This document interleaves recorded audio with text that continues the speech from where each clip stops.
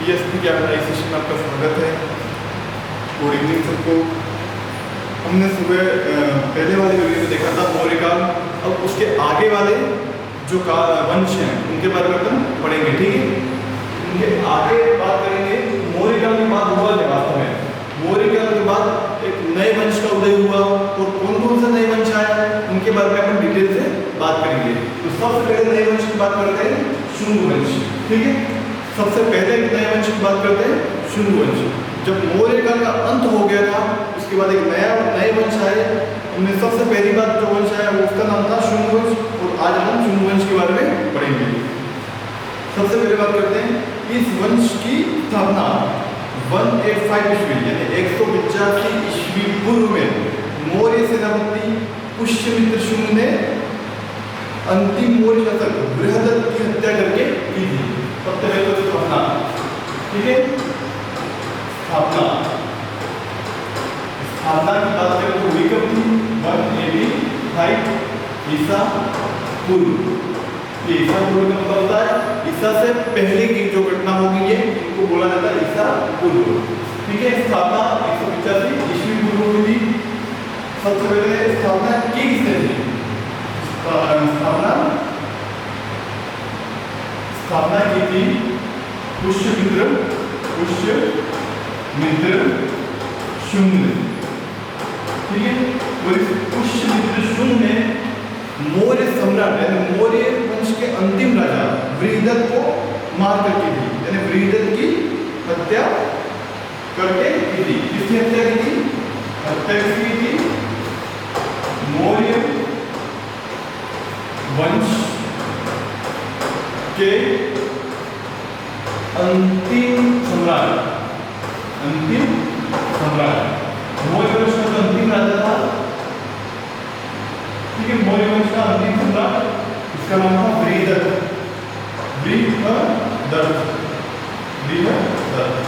है। बृहदत्त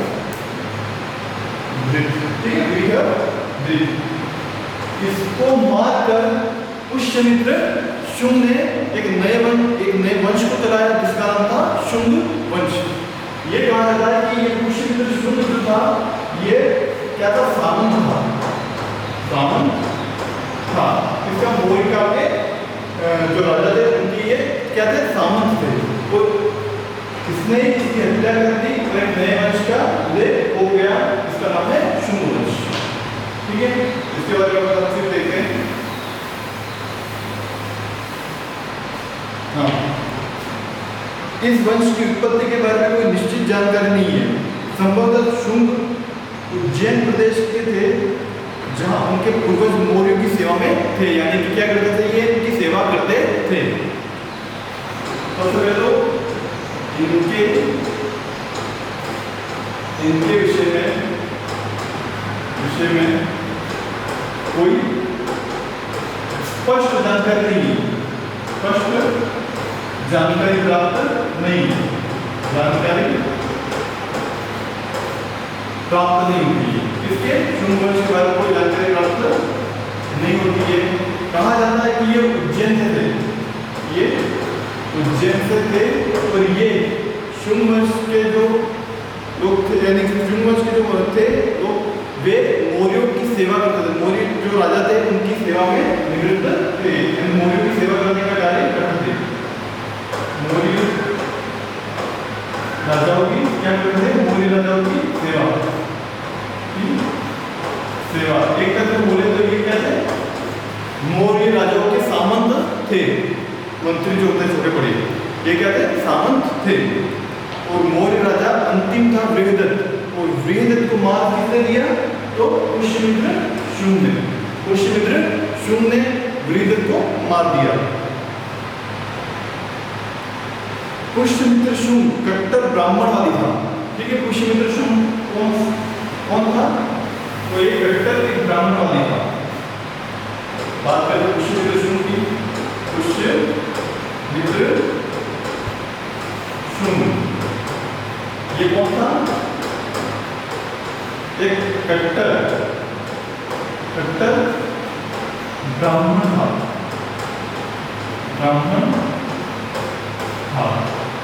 एक कट्टर ब्राह्मणवादी व्यक्ति था। उसने 2 अश्वमेध यज्ञ का अनुष्ठान भी किया। सुप्रसिद्ध संस्कृत व्याकरण पतंजलि में उसके अश्वमेध यज्ञ के पुरोहित थे। दूसरी बात उसके बारे में ये बताते हैं कि उसने 2 अश्वमेध यज्ञ कराए। अश्वमेध यज्ञ को संपन्न कराया और पुरोहित कौन थे इस समय? यज्ञ को करने वाले पुरोहित कौन थे? तो पतंजलि, ठीक है, पतंजलि। इस पतंजलि में महर्षि पतंजलि ने 2 अश्वमेध यज्ञों के पुरोहित थे जिन्होंने इस यज्ञ को संपन्न करवाया। मौर्य सम्राट अशोक द्वारा बौद्ध धर्म के प्रचार प्रसार के फलस्वरूप हास को प्राप्त हुए हिंदू धर्म को उसने पुनर्जीवित किया। जब तक मौर्य काल में अशोक महान सम्राट अशोक थे तब क्या हुआ था? उस समय बौद्ध धर्म का बोलबाला था। बौद्ध धर्म सर्वाधिक ऊपर था क्योंकि अशोक ने कलिंग युद्ध के बाद अपने धर्म को बदल दिया था। हिंदू धर्म से किसमें आ गया था? वो बौद्ध बन गया था, ठीक है। तो उसने उस समय बौद्ध धर्म का काफी प्रचार किया था। उसमें हुआ क्या था? हिंदू धर्म जो था वो उस समय दब गया था, लेकिन इस वंश ने वापस हिंदू धर्म को पुनर्जीवित करने का कार्य किया। मौर्य सम्राट अशोक द्वारा बौद्ध धर्म के प्रचार प्रसार के फलस्वरूप हास को प्राप्त हुए हिंदू धर्म को पुनर्जीवित किया। उसने क्या काम किया? हिंदू धर्म को पुनर्जीवित करने का काम किया। हिंदू धर्म को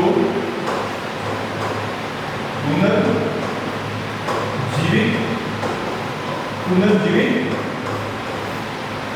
करने का कार्य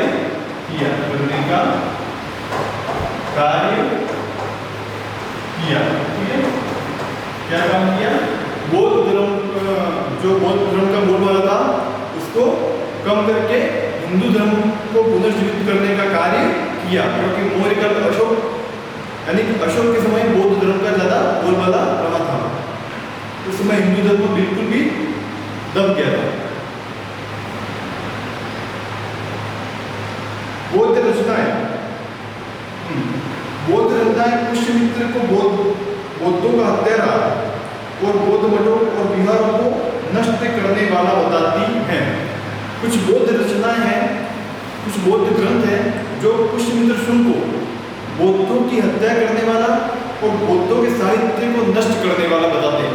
ये कुछ बौद्ध रचनाएं बताती हैं। तो यहाँ बात करते हैं चौथा पॉइंट, और 5वें पॉइंट बात करते हैं बौद्धों का हत्यारा बताते हैं बौद्ध ग्रंथ। कुछ बौद्ध जो ग्रंथ है इसको क्या कहते हैं? बौद्धों का हत्यारा कहते हैं।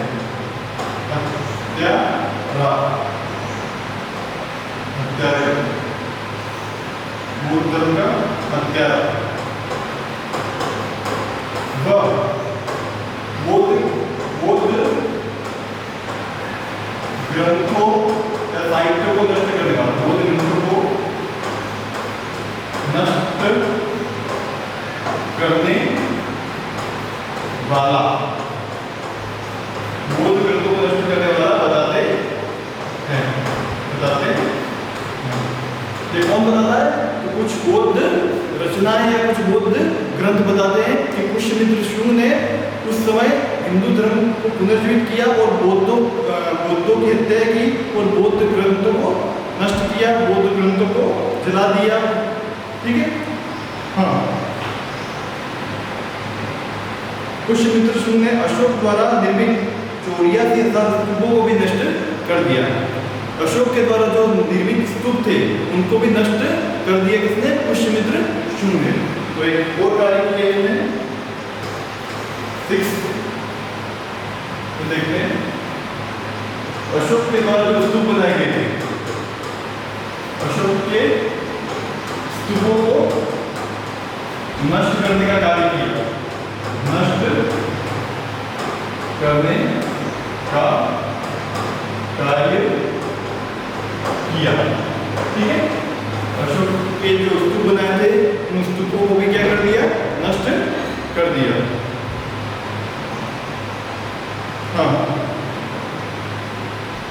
हर्षचरित पुष्यमित्र शुंग को अनार्य व निम्न उत्पत्ति का बताते हैं। हर्षचरित, ठीक है, हर्षचरित एक ग्रंथ है जिसमें पुष्यमित्र शुंग को अनार्य व निम्न उत्पत्ति का बताया जाता है। बारहवां का ग्रंथ है हर्षचरित, ठीक है। इस ग्रंथ में क्या बताया गया है?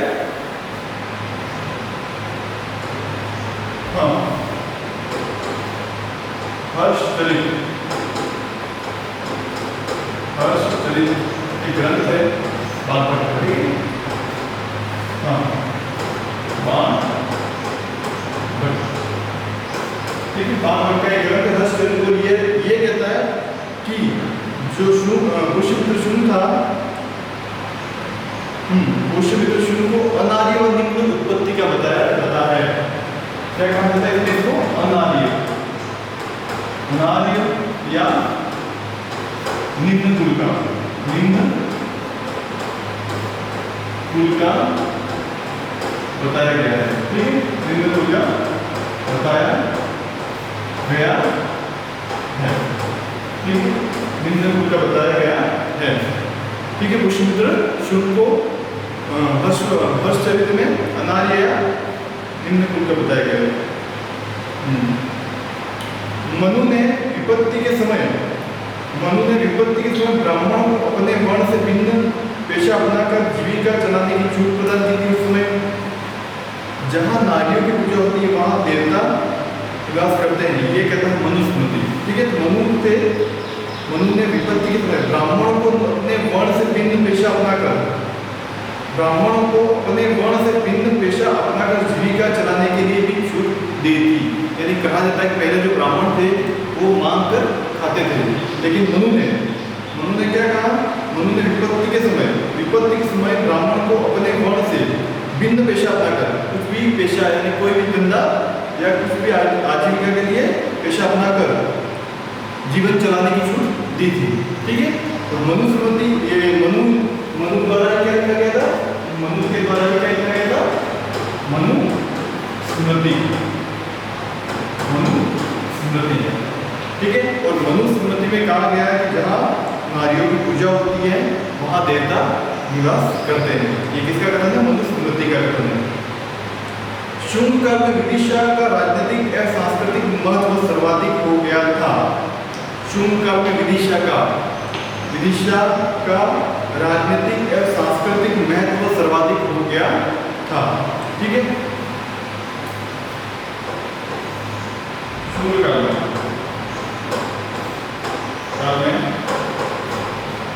विदिशा ये स्थान, ठीक है। विदिशा क्या स्थान है जिसका महत्व, जैसे मौर्य काल में पाटलिपुत्र जो था उसका महत्व ज्यादा था, वैसे शुंग काल में विदिशा जो स्थान है उसका महत्व सर्वाधिक हो गया, तो पाटलिपुत्र का स्थान घट गया। शुंग काल में विदिशा का महत्व सर्वाधिक बढ़ गया, सर्वाधिक बढ़ गया। शुंग काल में विदिशा का जो महत्व था वो सर्वाधिक बढ़ गया था। शुंग वंश के 90 शतक भागभद्र या भागवत के शासनकाल के 14वें वर्ष में तक्षशिला के यवन शासक का जो राजदूत था हेलियोडोरस, ठीक है। हेलियोडोरस विदिशा में वासुदेव के सम्मान में गरुड़ स्तंभ स्थापित करवाया। शुंग के 90 शासक भागवत के शासनकाल में 14वें वर्ष में तक्षशिला में यवन का एक शासक था, उसका एक राजदूत हेलियोडोरस ने शुंग का विदिशा में वासुदेव के सम्मान में गरुड़ स्तंभ स्थापित करवाया। शुंग काल में संस्कृत भाषा का पुनरुत्थान भी हुआ, क्योंकि हिंदू धर्म का उस समय क्या हुआ? पुनर्जीवन मिला था हिंदू धर्म को, और इसलिए संस्कृत भाषा का पुनरुत्थान, संस्कृत भाषा को ज्यादा दर्जा दिया गया शुंग काल में।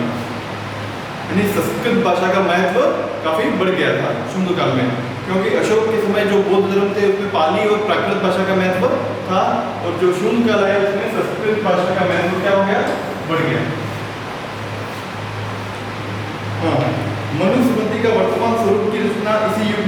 मनुस्मृति की रचना भी शून्य काल में हुई, ठीक है। मनुस्मृति की रचना भी शून्य काल में ही मानी जाती है।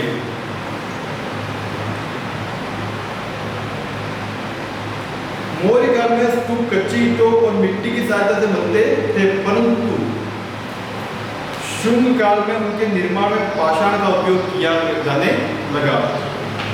मौर्य काल में जो स्तूप थे वो कच्ची ईंटों के बनते थे, जो स्तूप बनाए जाते थे वो कच्ची ईंटों के बनते थे, लेकिन शुंग काल आते आते उन स्तूपों को पत्थरों से बनाया जाने लगा। जो स्तूप थे स्तूपों को पत्थरों से पाषाण से बनाए जाने लगा, ठीक है। मौर्य काल में यही स्तूप कच्ची ईंटों को मिट्टी से बनते थे और शुंग काल में ये स्तूप पत्थर से बनाए जाने लगे थे, ठीक है। तो यही था शुंग काल और शुंग काल में पूरे विषय पुष्यमित्र शुंग के बारे में हमने पढ़ा। ये शुंग वंश था, मौर्योत्तर काल में पहला वंश था जिसके बारे में हमने डिटेल से बात की, ठीक है। आगे इसके बारे में और भी कुछ होगा तो मैं नेक्स्ट वीडियो में बताऊंगा। तो आज के लिए इतना, थैंक यू।